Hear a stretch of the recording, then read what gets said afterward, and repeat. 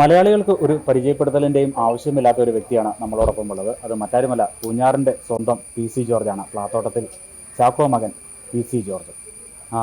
Sir നമസ്കാരം. നമസ്കാരം. നമസ്കാരം. പൂഞ്ഞാറിന് എന്നും അറിയപ്പെടുന്നത് പി സി ജോർജിൻ്റെ പൂഞ്ഞാറാണ്. ഇപ്പോൾ പുള്ളി അറിയപ്പെടുന്നത് ഉമ്മൻചാണ്ടിയുടെ പേരിൽ, പാലാ കെ എം മാണി എന്ന് പറഞ്ഞ പോലെ പൂഞ്ഞാർ എപ്പോഴും അറിയപ്പെടുന്നത്. അതിൻ്റെ കാര്യം എന്താ അറിയോ, അന്ന് ഉള്ള എം എൽ എമാർ, അത് ഞാൻ മാണി സാറാണെങ്കിലും ഉമ്മൻചാണ്ടി അദ്ദേഹമാണ് ഒക്കെ, ഞങ്ങളൊക്കെ ജനങ്ങളുമായിട്ട് അത്രയും ബന്ധപ്പെട്ടാണ് ജീവിച്ചിരുന്നത്. ഞങ്ങൾക്ക് അതിനപ്പുറത്ത് വേറെ കാര്യമില്ല, ജനങ്ങളായിരുന്നു മുഴുവൻ. ഇപ്പോൾ അതല്ല. അതുകൊണ്ട് ഇപ്പം ഒരു വ്യക്തിയെ കേന്ദ്രീകരിച്ച് ഒരു നിയമനം അറിയാൻ പറ്റുന്നില്ല. എന്തിനും നിയമസഭയ്ക്കകത്തുള്ള എം എൽ എമാർ ആരാന്ന് അറിയത്തില്ല. ഞാൻ ചോദിക്കട്ടെ, നമ്മുടെ മന്ത്രിമാരെ അറിയാമോ? പറ. എനിക്ക് ആകെ അറിയാവുന്ന സതീശൻ മുഖ്യമന്ത്രി കൊണ്ട് അറിയാം, രമേശ് ചെന്നിത്തല അറിയാം, പിന്നെ മുരളിയെ അറിയാം, പിന്നെ ഏതാ മന്ത്രിമാർ എനിക്കറിയത്തില്ല. ബന്ധമില്ല, ജനങ്ങളുമായിട്ട് ബന്ധമില്ല, ജനവുമായിട്ട് അടുപ്പമില്ല. അത് പറഞ്ഞു. ഈ നേരത്തെയൊക്കെ ഈ ലാൻഡ് ഫോൺ പോലും ഇല്ലാതിരുന്ന കാലത്ത് വർക്ക് ചെയ്ത് പ്രവർത്തിച്ച് വന്നവരാണ് ഞങ്ങളെല്ലാം. അതിപ്പോൾ ഉമ്മൻചാണ്ടി ആയാലും കെ എം മാണി ആയാലും അവരെല്ലാവരും. ഉമ്മൻചാണ്ടിയൊക്കെ ഇതുപോലൊരു ജനകീയനായ നേതാവുണ്ടോ?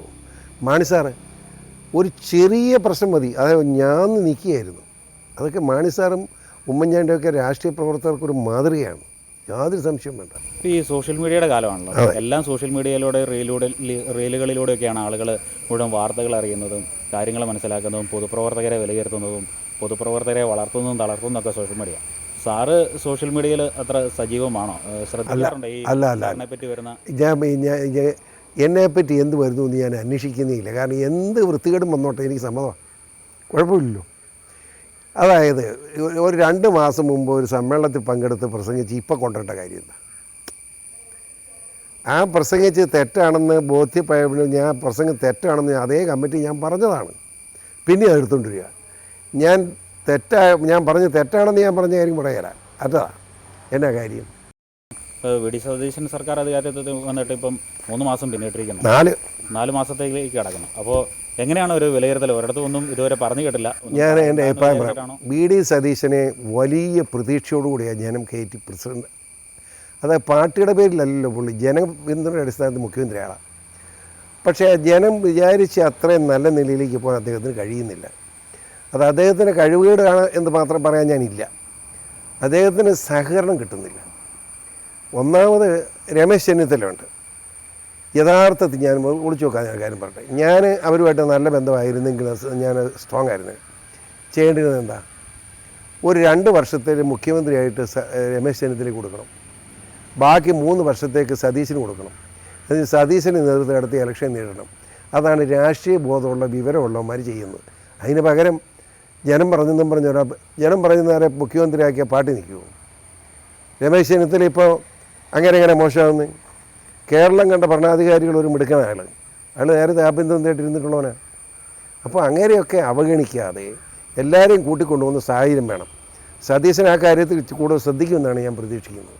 പണ്ടുണ്ടായിരുന്ന കുറേ ബന്ധങ്ങളുണ്ട്. ഈ രമേശ് ചെന്നിത്തല, കുഞ്ഞാലിക്കുട്ടി, അങ്ങനെ ഇപ്പോഴുള്ള പ്രധാന നേതാക്കൾ എല്ലാവരുമായിട്ട് വലിയ ബന്ധമുണ്ട്. ഇപ്പോഴും ആ ബന്ധമൊക്കെ കാത്തു സൂക്ഷിക്കുന്നുണ്ട്. ബന്ധം എന്ന് പറഞ്ഞാൽ ഞാൻ ഇവരെ ആരെയും ശല്യം ചെയ്യാറില്ല.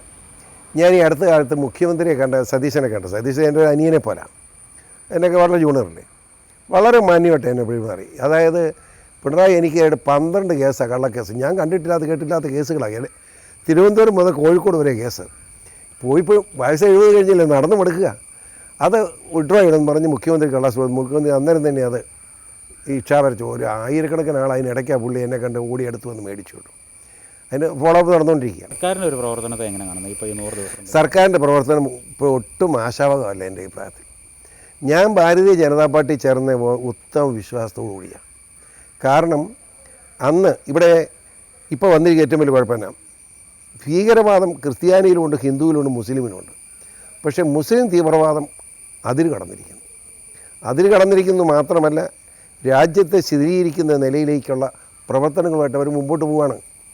ഇവിടെ അവർക്ക് മയക്കുമരുന്ന് കച്ചവടം നോക്കണം, MDMA കച്ചവടം നോക്കണം. ഇതിനകത്തൊക്കെ വരുന്ന പ്രതികളിൽ 95% മുസ്ലിം ഭീകരവാദികളാണ്. പൂഞ്ഞാറിൽ കാലാവസ്ഥ ഇടയ്ക്ക് മാറിക്കൊണ്ടിരിക്കും. പെട്ടെന്നൊരു മഴ വന്നതിനാൽ നമ്മൾ അകത്തേക്ക് കയറിയതാണ്. ഏതായാലും തുടരാം. സാറേ, ഇപ്പോൾ ഈ പൂഞ്ഞാറിപ്പോൾ തുടർച്ചയായിട്ട് മത്സരിച്ചു വരികയായിരുന്നു. ഇപ്പോൾ 2016 ഒറ്റയ്ക്ക് നിന്ന് മത്സരിച്ച് 1ാം സ്ഥാനത്തായിരുന്നു. 1ാം സ്ഥാനത്തല്ല, 28,000 ഭൂരിപക്ഷമായിരുന്നു. അത് കഴിഞ്ഞുള്ള 2021 വന്നപ്പം 2ാം സ്ഥാനത്തായിപ്പോയി.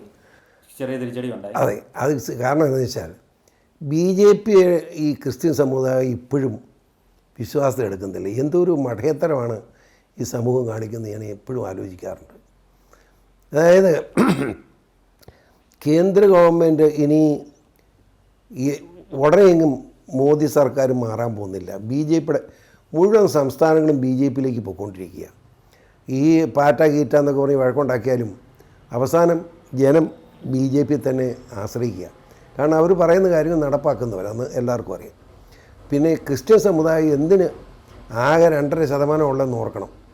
ആ സമുദായം എന്തിന് വെറുതെ BJPക്കെതിരെ നിൽക്കുന്നു എന്ന് എത്ര ആലോചിച്ചിട്ട് എനിക്ക് മനസ്സിലാകുന്നില്ല.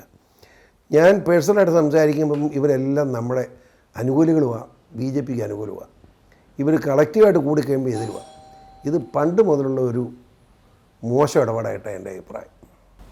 അപ്പോൾ ഈ തെരഞ്ഞെടുപ്പിൽ ഏതായാലും 3ാം സ്ഥാനത്തേക്ക് വരുന്ന ഒരു സാഹചര്യം ഉണ്ടായി. അപ്പോൾ ഇനിയൊരു അത് കാരണം പറയാൻ മനസ്സിലാക്കണ്ടേ.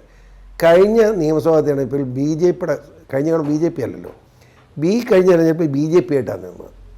BJPയുടെ ചിഹ്നം താമരയിലാണ് മത്സരിച്ചത്. മനഃപൂർവ്വം മത്സരിച്ചതാണ്. ജയിക്കില്ല എന്നറിയാമായിരുന്നു. കാരണം ക്രിസ്ത്യൻ കമ്മ്യൂണിറ്റി 60% വോട്ടുള്ളിടത്ത് നമുക്കെതിരെ. പക്ഷേ എന്നാലും ക്രിസ്ത്യൻ സമുദായത്തിൽപ്പെട്ടവരെല്ലാം അച്ഛന്മാരെല്ലാം വളരെ അനുകൂലമായിട്ട് എന്നോട് നിലപാട് സ്വീകരിച്ചു, പ്രത്യേകിച്ച് സിസ്റ്റേഴ്സ്. പക്ഷേ സമയമായപ്പം അതാ രസം, സമയമായപ്പം നമുക്കെതിരായിട്ട് ബിഷപ്സിൻ്റെ പ്രസ്താവന വന്നു, സിനഡിൻ്റെ പ്രസ്താവന വന്നു. അങ്ങനെയാണ് നമ്മൾ തോക്കാനിടയായി. എനിക്കതിനൊരു മനപ്രയാസമില്ല. കാരണം 2900 വോട്ട് മാത്രം ഉണ്ടായിരുന്ന ഭാരതീയ ജനതാ പാർട്ടിക്ക് 36,112 വോട്ടാക്കി ഉയർത്താൻ എളിയവനായി എനിക്ക് കഴിഞ്ഞല്ലോ എന്നതിൽ ഞാൻ സംതൃപ്തനാണ്. ഇപ്പോൾ തൊട്ടടുത്ത മണ്ഡലത്തിൽ മത്സരിച്ച ഷോൺ ജോർജ് ആദ്യ മത്സരത്തിൽ തന്നെ പാലായിൽ 35,000 വോട്ട് പിടിച്ചു. അപ്പം അതിൽ പഴയ പൂഞ്ഞാറിൻ്റെ ഭാഗമായിരുന്ന കുറേ പഞ്ചായത്തുകളൊക്കെ ഉണ്ട്. അപ്പം ആ പഴയ പൂഞ്ഞാറായിരുന്നെങ്കിൽ ഒരുപക്ഷെ PC ജോർജ് ഇപ്പോഴും വീണ്ടും MLA ആയിരുന്നേ, ഒരു സംശയം വേണ്ട.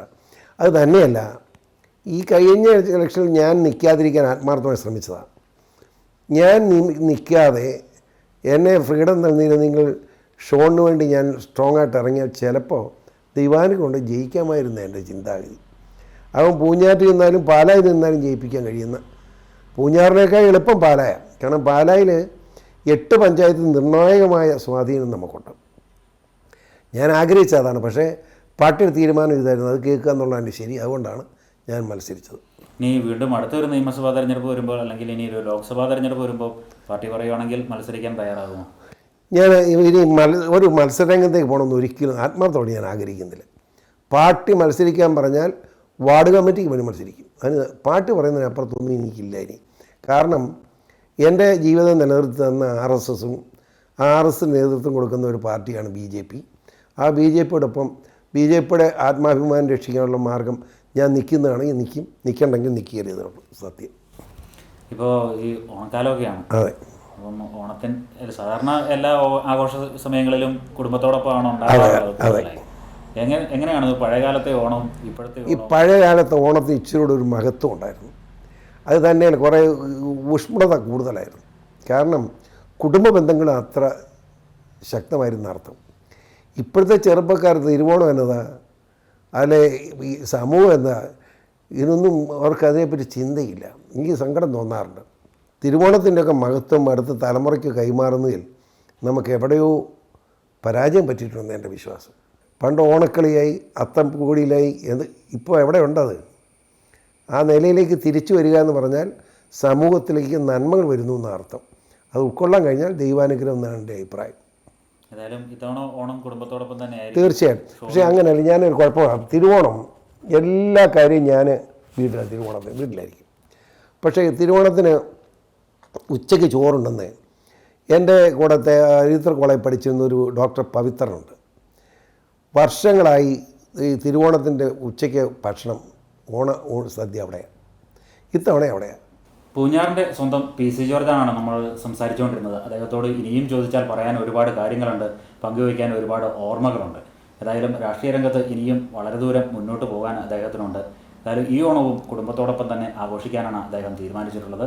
PC ജോർജിനും അദ്ദേഹത്തിൻ്റെ കുടുംബത്തിനും അമൃത TVയുടെ ഭാഗത്തു നിന്നും എല്ലാ ഓണാശംസകളും. Thank you. അതോടൊപ്പം നമ്മുടെ അമൃത TVയുടെ പ്രേക്ഷകർക്ക് മാത്രമല്ല, ഈ അമൃത TVയെ സ്നേഹിക്കുന്ന മുഴുവൻ ആളുകൾക്കും, മലയാളികൾക്കും വളരെ സന്തോഷത്തോടുകൂടി എളിവനാൻ എൻ്റെ ഓണാശംസ അർപ്പിക്കുകയാണ്. നന്ദി, നമസ്കാരം.